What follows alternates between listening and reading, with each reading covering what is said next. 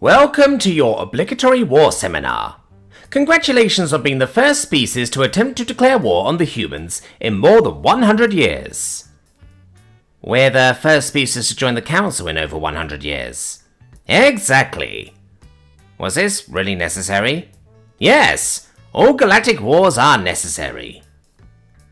So we have to go through an entire application process, then send one of our military representatives to sit through a seminar several hours long, just to declare war on another species? Is this supposed to dissuade us from declaring wars against another council species? We already reviewed all the information presented within this seminary. We aren't going to change our minds. The seminary is not yet over. After you finish, then you will change your minds. I highly doubt that. We will see. Before we continue, how many acts does the current Galactic Council consider to be war crimes? 1,793. Correct! See? We do know this information. What species is responsible for the majority of these laws? That I do not know. Is it relevant?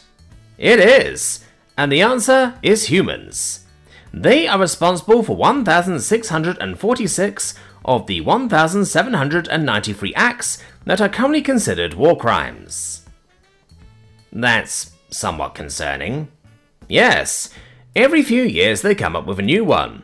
It is so frequent that they have a representative assigned to them whose sole job it is to automatically deny any new unconventional weapons that they produce until the Council has a chance to review them.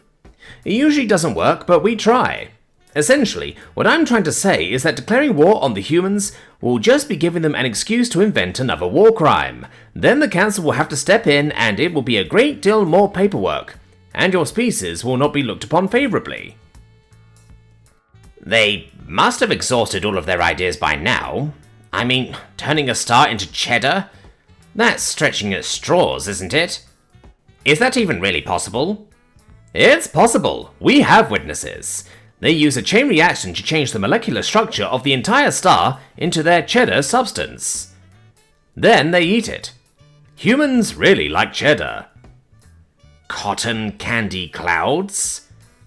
Can your species survive when most of the water in your atmosphere is converted into sugar? Crab dance? Don't get me started on that, please. What I'm trying to say is they must have exhausted all of their ideas by now. That's what the last group said. Then what? Then they left the Galactic Union and retired themselves from existence. Why? Apparently, a superphage that converts your body's cellular structure into a higher dimensional form isn't considered biological warfare to the humans. They argue that it's a positive effect that allows for ascension and thus is a symbiotic relationship and not a harmful one, negating the biological warfare clause. I'm sure you saw that in the list. Yeah, I was wondering what that was about. So, are you ready to give up yet? No, I think we just need to be a little more prepared just in case. Okay, well, I suppose I will approve your application. Want to grab a beer?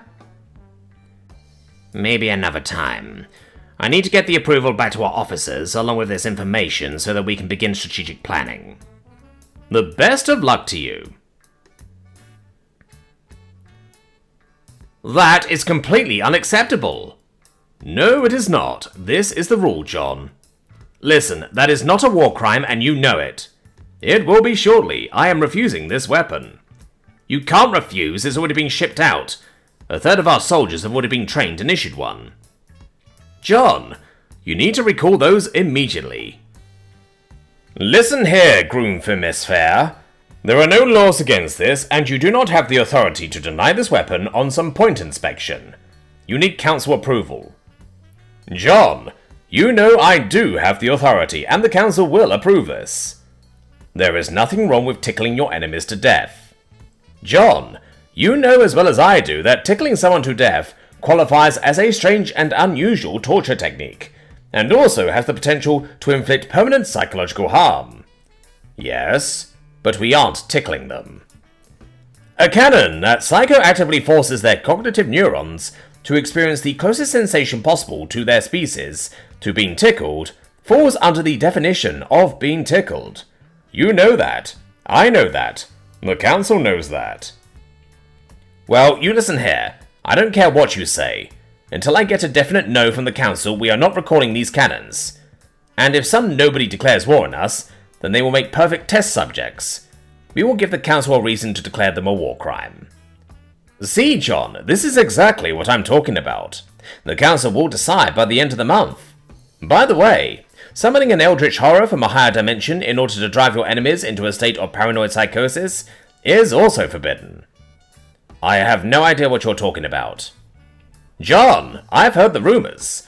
Your soldiers are not good at keeping secrets. You have no proof. Rumors are one thing, but proof is another. Be ready for another inspection soon, John. This is absurd. You just finished your last inspection. And we are preparing a new one because the tickle cannon was obviously just a distraction from whatever in the galaxy these rumors are talking about. I'm leaving. I refuse to hear any further accusations. So, about that beer. Didn't you have a war to declare? So, about that beer. Don't worry, it's on me tonight. Thanks. I think I'm going to need it. Yeah, I thought you might.